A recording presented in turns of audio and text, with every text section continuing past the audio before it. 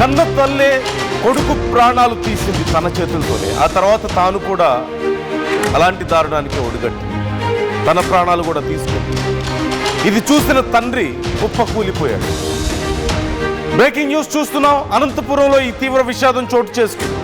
రామగిరి మండలంలో డిప్యూటీ తహసీల్దార్గా పనిచేస్తున్నాడు రవి. భార్య అమూల్య కుమారుడితో శారదానగర్లో నివాసం ఉంటున్నాడు.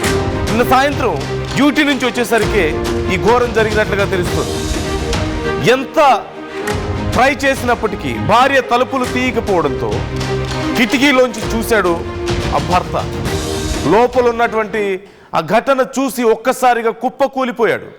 మంచంపై రక్తపు మడుగులో కుమారుడి మృతదేహం కనిపించింది. ఆపై తాను కూడా ప్రాణం తీసుకున్నట్లుగా కనిపించింది అమూల్య. కుటుంబ కలహాలే కారణం అంటూ పోలీసులు అనుమానిస్తున్నట్లుగా తెలుస్తోంది.